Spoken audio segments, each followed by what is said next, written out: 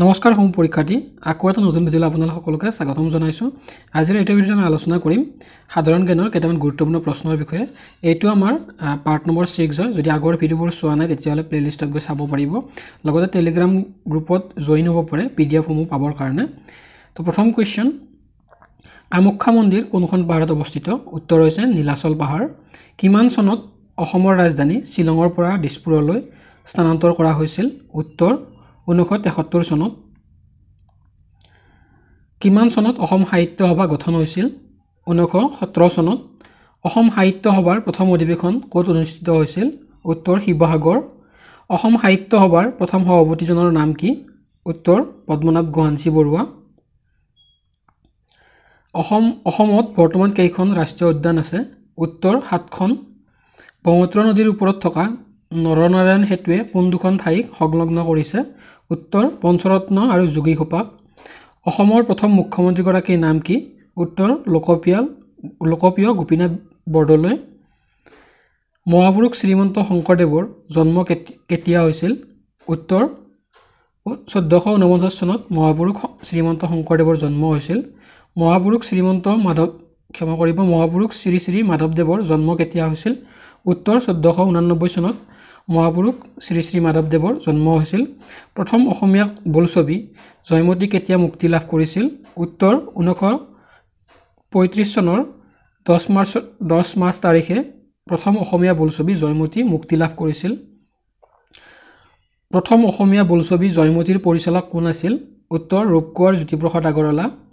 অভিৰুচি ক্ৰীড়া দিৱস কিমান তাৰিখে পালন কৰা হয়? উত্তৰ 3 ছেপ্টেম্বৰ। অভিৰুচি ক্ৰীড়া দিৱস কোনজন দৌৰ ক্ৰীড়াবিদৰ জন্মদিন উপলক্ষে পালন কৰা হয়? উত্তৰ ভোগেশ্বৰ বৰুৱা। ভোগেশ্বৰ বৰুৱাই কিমান চনত এছিয়ান গেমছত সোণৰ পদক লাভ কৰিছিল?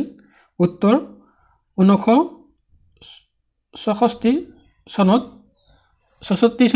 ভোগেশ্বৰ বৰুৱাই এছিয়ান গেমছত সোণৰ পদক লাভ কৰিছিল। আহোম ৰাজ্যৰ অন্তিমজন ৰজা কোন আছিল? উত্তৰ পুৰন্দৰ সিংহ। অসমৰ জাতীয় সংগীত অ মোৰ আপোনাৰ দেশ প্ৰথমে কোনখন আলোচনীত প্ৰকাশ পাইছিল? উত্তৰ বাঁহীত প্ৰকাশ পাইছিল। জ্ঞানপীঠ বঁটা বিজয়ী প্ৰথম অসমীয়া ব্যক্তি কোন? উত্তৰ বীৰেন্দ্ৰ কুমাৰ ভট্টাচাৰ্য। সাহিত্য একাডেমী বঁটা বিজয়ী প্ৰথম অসমীয়া সাহিত্যিকগৰাকীৰ নাম কি? উত্তৰ যতীন্দ্ৰনাথ দুৱৰা। কাৰ ৰাজত্বকালত চীনা পৰিব্ৰাজক হিউৱেন চাং অসমলৈ আহিছিল? উত্তৰ ভাস্কৰ বৰ্মনৰ সময়ত চীনা পৰিব্ৰাজক হিউৱেন চাং অসমলৈ আহিছিল। আহোম ৰাজ্য কোনে প্ৰতিষ্ঠা কৰিছিল? উত্তৰ চাওলুং চুকাফাই 1228 খ্ৰীষ্টাব্দত আহোম ৰাজ্য প্ৰতিষ্ঠা কৰিছিল। কিমান চনত চুকাফাই আহোম ৰাজ্যৰ ৰাজধানী চৰাইদেউত স্থাপন কৰিছিল? উত্তৰ 1253 চনত। শৰাইঘাটৰ যুদ্ধ কাৰ কাৰ মাজত হৈছিল? শৰাইঘাটৰ যুদ্ধ আহোম আৰু মোগলৰ মাজত হৈছিল 1671 চনত। শৰাইঘাটৰ যুদ্ধৰ সময়ত আহোমৰ ৰজা কোন আছিল? উত্তৰ উদয়াদিত্য সিংহ। শৰাইঘাটৰ যুদ্ধৰ সময়ত আহোমৰ সেনাপতি কোন আছিল? উত্তৰ লাচিত বৰফুকন। শৰাইঘাটৰ যুদ্ধৰ সময়ত মোগলৰ সেনাপতি কোন আছিল? উত্তৰ ৰামসিংহ। মহাত্মা গান্ধী অসমলৈ প্ৰথম কেতিয়া আহিছিল? 1921 চনত মহাত্মা গান্ধীয়ে প্ৰথমবাৰৰ বাবে অসম ভ্ৰমণ কৰিছিল।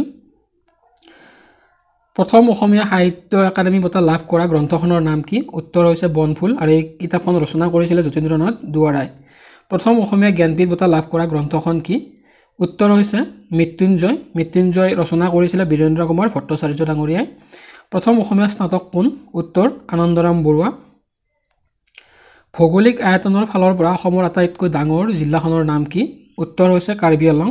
লগতে আজিৰ ভিডিঅ'টোৰ শেষৰটো কুৱেশ্যন, ভৌগোলিক আয়তনৰ ফালৰ পৰা অসমৰ বৰ্তমান আটাইতকৈ সৰু জিলাখনৰ নাম কি? উত্তৰ হৈছে দক্ষিণ শালমৰা আৰু মানকাছাৰ। তো আজিৰ ভিডিঅ'টো ইমানখিনিয়ে। ধন্যবাদ।